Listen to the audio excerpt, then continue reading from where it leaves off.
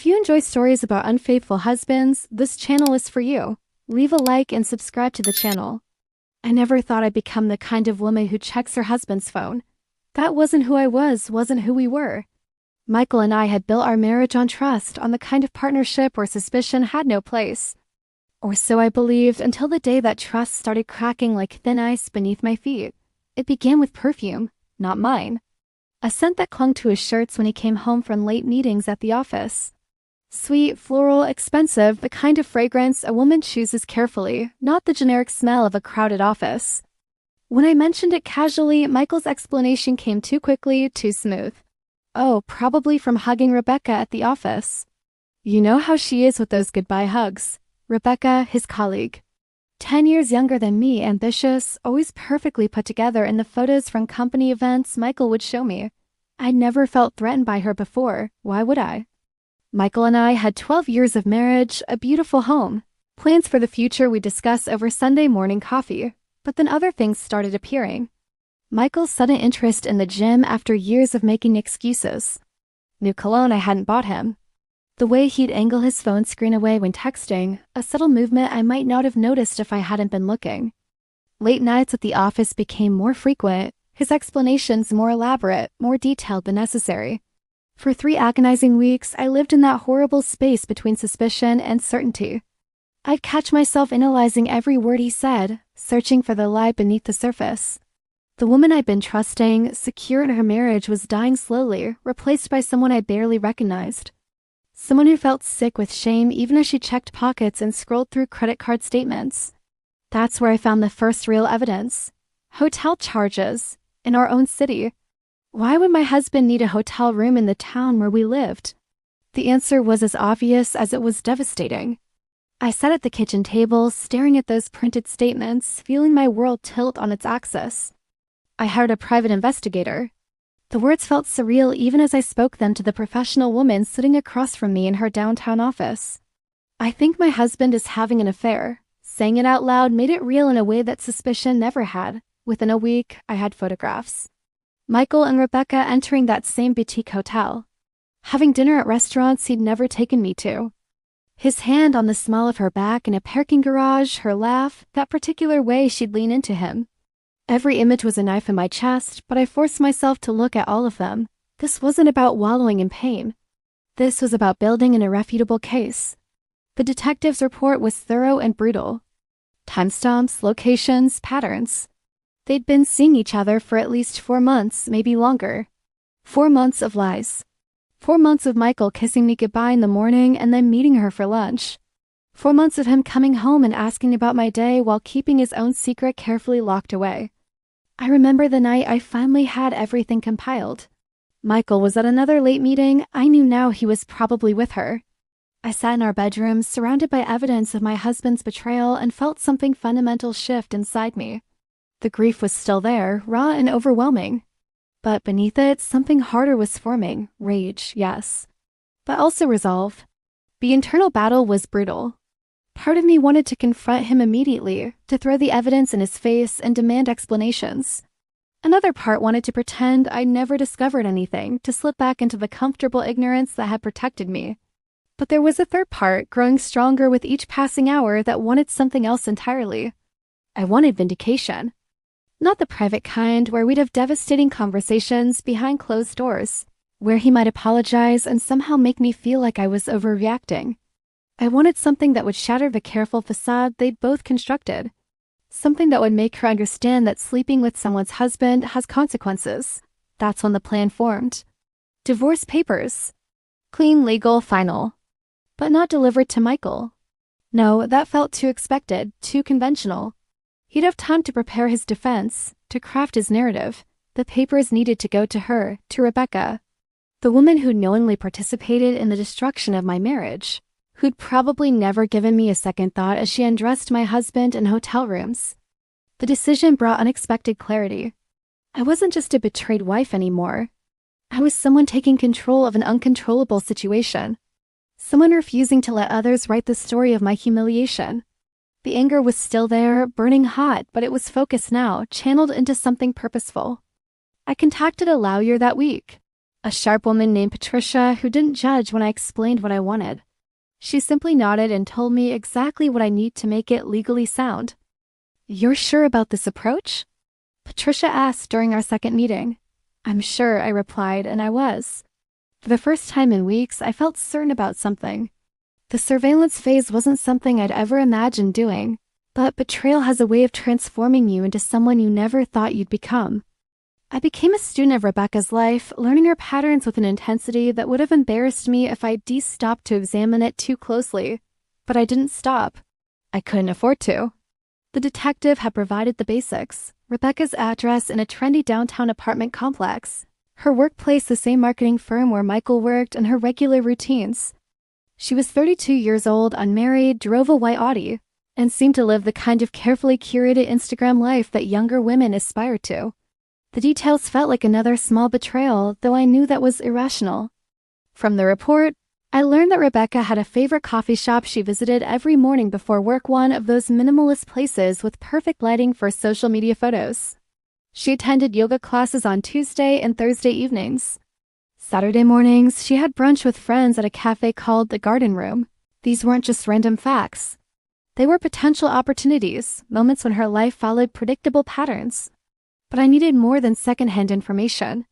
I needed to see it myself, to understand the rhythm of her existence, to find the perfect moment for maximum impact.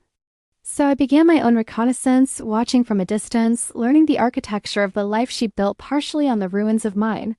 The first morning I sat in my car outside that coffee shop, I felt both ridiculous and grimly determined.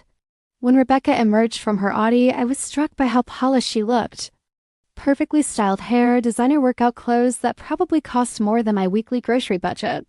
That confident stride of someone who'd never faced real consequences. She was beautiful in that effortless way that comes from youth and careful maintenance. She ordered her latte with oat milk. I could hear her through the open door and laughed at something the barista said. She seemed so normal, so pleasant. Not the homewrecker I built up in my imagination, just a woman getting coffee. A woman who happened to be sleeping with my husband. I watched her for 4 days before I felt I understood her patterns well enough. The coffee shop ritual was consistent: 7:45 a.m., always the same order, always a few minutes of chatting with the staff who clearly knew her. The yoga classes were too unpredictable in timing. The Saturday brunches had potential, but her friend's presence complicated things. I needed something more intimate, yet still public enough that she couldn't simply hide what had happened. Then I discovered her Thursday lunch routine. Every Thursday at 12:30, Rebecca had lunch at a restaurant called Sage and Citrus, a trendy farm-to-table place popular with the marketing crowd. According to my observations and some discreet questions to the hostess, disguised as interest in making my own reservation, Rebecca usually met clients there. But twice a month she dined alone, using the time to work on her laptop or scroll through her phone. Perfect. I visited Sage and Citrus on a Thursday when I knew she'd be there alone. I watched from a corner table as she settled into her usual spot near the windows, ordered a salad and sparkling water, and opened her laptop. She worked with focus, occasionally pausing to sip her water or check her phone, probably texting my husband. The normalcy of it all was almost obscene. The divorce papers were my weapon, and I wanted them to be perfect. Patricia had them printed on premium stock, bound in an elegant navy folder that communicated seriousness and finality. Inside, I included not just the legal petition, but a carefully selected set of photographs. Not the most intimate ones. I wasn't trying to publicly humiliate anyone, but enough that Rebecca would immediately understand exactly what evidence I possessed. A photo of her and Michael entering the hotel. A shot of them at dinner, her hand touching his arm across the table. A time-stamped image showing them kissing in his car. Each photo was printed on quality paper, professional and undeniable. I wanted her to see herself clearly, to understand that this wasn't speculation or jealous paranoia. This was documented reality. On the title page of the divorce petition, I included a handwritten note. Just 2 lines: "You're sleeping with my husband. These are the consequences." Simple, direct, impossible to misinterpret. I wanted her to know that affairs don't exist in consequence-free bubbles, that her choices had just exploded multiple lives. The night before I planned to execute my strategy, I barely slept. Not from doubt that had transformed into steel, but from sheer anticipation. I'd rehearsed the plan countless times. Walk into Sage and Citrus, approach Rebecca's table, Place the folder down in front of her. Say nothing, leave, let the documents speak for themselves. Michael was home that Wednesday evening, talking about his day, asking what I wanted for dinner, mentioning something about a project deadline. I nodded at appropriate moments, made appropriate sounds, but I was somewhere else entirely. I was in tomorrow, watching Rebecca's face as she opened that folder, imagining the blood draining from her features as she realized her secret affair had just become very public knowledge. You seem distracted, Michael said at one point. Concern crossing his features, concern that might have meant something weeks ago, but now just felt like another performance. Just tired, I lied smoothly. The irony wasn't lost on me. I'd become a liar too, shaped by the same circumstances that had revealed his dishonesty. But my lie had an expiration date of less than 24 hours. That night, I laid out my clothes with the care of someone preparing for the most important confrontation of their life. Black pants, a silk blouse, a blazer. Professional, composed, powerful. I wanted to look like someone in complete control, someone who had thought this through carefully rather than someone acting from pain or desperation. The navy folder sat on my dresser, sealed and ready. Inside was the end of my marriage, documented and legally binding. I picked it up, feeling its weight both physical and symbolic, and felt a strange calm settle over me. Tomorrow, everything would change. Tomorrow, both of them would understand that betrayal has consequences they couldn't charm or hide their way around. Thursday arrived with crystalline clarity. I woke before my alarm, my heart already racing with anticipation rather than dread. Michael kissed me goodbye before leaving for work, probably excited about seeing her later, and I felt nothing. No sadness, no anger, just cold determination. I arrived at Sage and Citrus at 12:15, early enough to secure a table where I could watch the entrance. My hands were steady as I ordered coffee I didn't want. The navy folder sat in my bag, waiting. At 12:32, Rebecca walked in, looking effortlessly beautiful in a cream blazer and designer jeans. She smiled at the hostess who clearly knew her and was guided to her usual table by the windows. I watched her settle in, order her sparkling water and salad, open her laptop with the casual ease of someone whose biggest concern was meeting a deadline. She had no idea that in 5 minutes, her carefully constructed world would detonate. The obliviousness was almost offensive. I gave her exactly enough time to receive her drink and take her first sip. Then I stood, grabbed the folder, and walked toward her table. My legs felt strong beneath me, my breathing controlled. I'd rehearsed this moment 100 times, but the reality was even more surreal than I'd imagined. Rebecca looked up as I approached, her expression shifting from mild curiosity to confusion. She didn't know me, we'd never met, despite her intimate knowledge of my husband. That anonymity made this easier somehow. "Rebecca," I said quietly, my voice steady and cold. Her eyes widened slightly at hearing her name from a stranger. "Yes? Do I know you?" "You're sleeping with my husband." I placed the folder on her table, directly on top of her laptop keyboard. "These are the divorce papers. Everything you need to know is inside. Michael will receive his copy tonight." The color drained from her face so quickly I thought she might faint. Her mouth opened, but no sound came out. Around us, the restaurant continued its normal rhythm, but our table existed in a bubble of shocked silence. "I don't," she started, her voice barely a whisper. "Don't," I interrupted firmly. "I have photographs, timestamps, hotel receipts. Everything is documented in there. I suggest you read it carefully." I didn't wait for her response. I turned and walked away with measured steps, my head high, my pace deliberate. Behind me, I heard the leather folder opening, then a sharp intake of breath. I didn't look back. I'd said everything I needed to say. The afternoon sunlight hit me as I pushed through the restaurant doors, and I felt something I hadn't felt in months. Powerful, not happy, not yet, but strong, in control. I'd spent weeks being the only one who knew the truth, carrying that weight alone. Now the secret was out, delivered with surgical precision.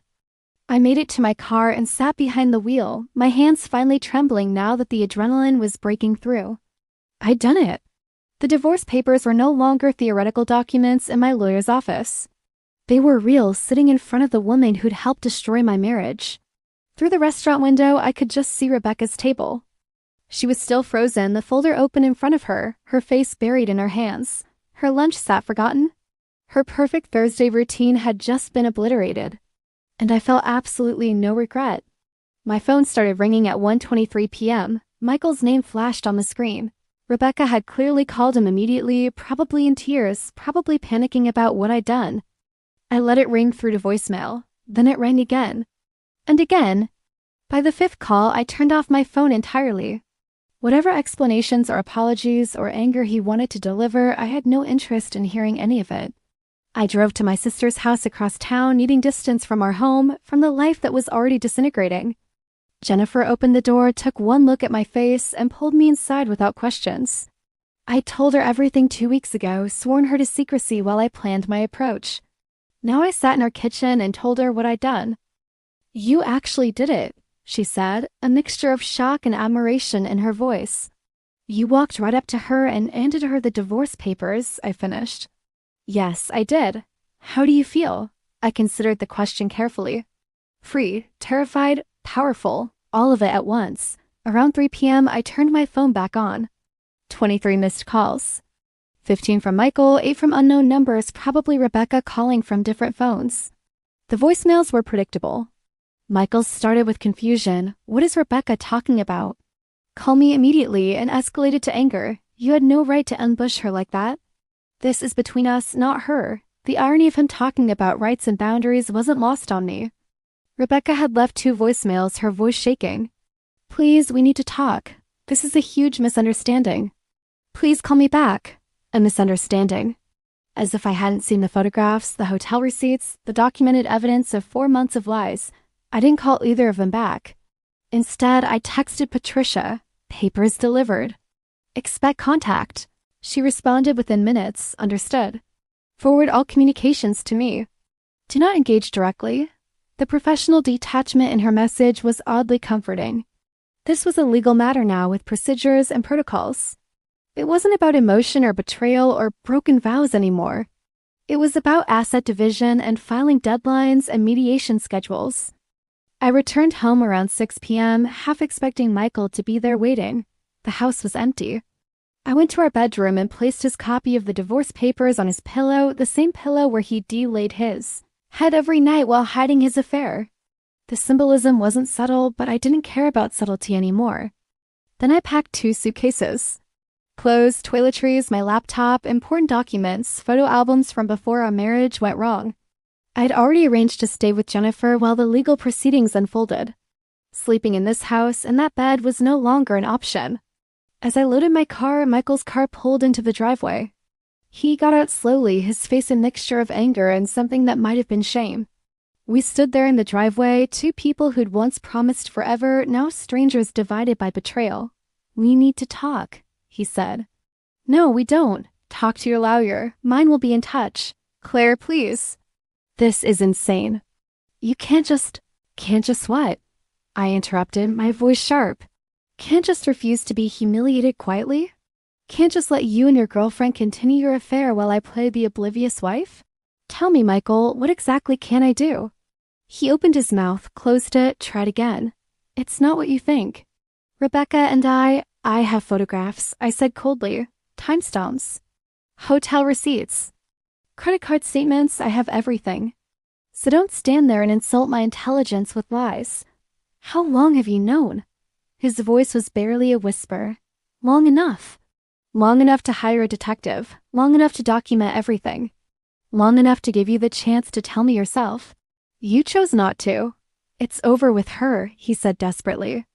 "After what you did today, she wants nothing to do with me. We can fix this. We can go to counseling. It's over with her because she got caught, not because you wanted it to end. And no, Michael, we're not fixing anything. We're done." I got into my car before he could respond, backed out of the driveway, and drove away. In my rearview mirror, I saw him standing there, shoulders slumped, finally understanding that his carefully compartmentalized life had just collapsed.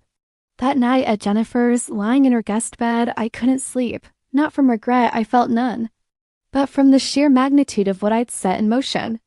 My marriage was over. Michael knew I knew. Rebecca knew I knew. The private betrayal had become undeniable reality. Patricia called the next morning. Michael's attorney contacted me.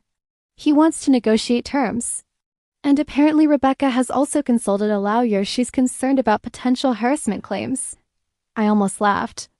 "Tell her to review the evidence folder." Once she sees what I have, she realized she has no grounds for anything. Already sent it. Both attorneys now have complete documentation. For the first time in months, I felt something close to peace. Not happiness, not yet. But the quiet certainty that comes from finally telling the truth, from refusing to protect people who'd hurt me. 4 months later, I sat in my new apartment, a bright, sun-filled space overlooking the city, and realized I was genuinely smiling. Not the forced smile I'd worn for months while my marriage crumbled in secret, but a real, unguarded expression of contentment. The divorce had been finalized 3 weeks ago. Michael had signed everything with minimal resistance once his attorney reviewed the evidence and explained that contesting would only make things worse and more expensive for him. The catharsis I'd experienced that Thursday at Sage and Citrus hadn't been temporary. It had been the beginning of something profound, a reclamation of my own power, my own story.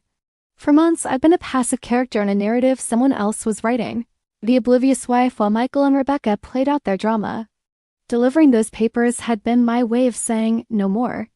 I refused to be a supporting character in my own life. People asked me afterward if I regretted the public nature of the confrontation, if I wished I'd handled it differently. The answer was always no. A private conversation with Michael would have given him room to manipulate, to make promises he'd never keep, to somehow make me feel guilty for being hurt. Delivering the papers to Rebecca had been a line in the sand, a statement that some betrayals are too profound for quiet forgiveness. I learned things about myself during those months of investigation and planning. I learned I was capable of strategic thinking under emotional duress. I learned I could be decisive when action was required, cold when necessary. I learned that self-respect sometimes looks like burning down a life you thought you wanted because you deserve better than living in the ashes of someone else's lies. Rebecca, I heard through mutual acquaintances, had requested a transfer to a different department at work. Apparently, the fallout from our confrontation, the whispered conversations, the knowing looks from colleagues who'd figured out what happened had made her position untenable. Michael had also left the company 2 months after the divorce was filed, taking a position with a competitor. Whether they were still in contact, I didn't know and didn't care. I didn't take pleasure in their discomfort, not really. But I didn't feel guilty about it either. They'd made their choices with full knowledge of what they were risking. The fact that they gambled and lost wasn't my responsibility to fix or feel bad about. The lessons I carried forward were hard-won but valuable. Trust isn't something you give blindly, it's something you build, with people who demonstrate through consistent action that they are worthy of it. Self-respect means refusing to participate in relationships where you're being deceived, even when leaving is terrifying. And sometimes the most compassionate thing you can do for yourself is acknowledge when something is broken beyond repair and walk away with your dignity intact. To any woman reading this who's facing betrayal, who's discovered that the person they trusted most has been lying to them, I want you to know, you have choices. You can choose quiet suffering, or you can choose to reclaim your narrative. You can let them control how the story unfolds, or you can take decisive action that puts you back in control of your own life. I'm not suggesting everyone should deliver divorce papers to their husband's mistress in a public restaurant, but I'm suggesting that you don't have to accept the role of victim. Don't have to swallow your pain to make things easier for the people who hurt you. Your healing doesn't require you to minimize what was done to you or to protect the comfort of people who betrayed your trust. That Thursday at Sage and Citrus, when I placed those papers on Rebecca's table and walked away, I wasn't just ending my marriage. I was beginning the process of becoming someone I could respect again. Someone who refused to live in denial. Someone who understood that closure isn't something other people give you, it's something you create, for yourself through action and choice. The divorce is final. I have a new apartment, new routines, a life that's entirely mine. I'm rediscovering who I am outside of being someone's wife, and I'm dating again cautiously with better boundaries and clear expectations. The pain of betrayal fades, but the lessons remain. Every time I think about that moment, the weight of the navy folder in my hands, the shock on Rebecca's face, the deliberate sound of my footsteps as I walked away, I feel nothing but pride. I chose myself. I chose truth over comfortable lies. I chose dignity over desperation. And in doing so, I discovered that the most powerful thing you can do when someone tries to write you into a story of betrayal and victimhood is to grab the pen and write your own ending instead. Thank you for watching until the end.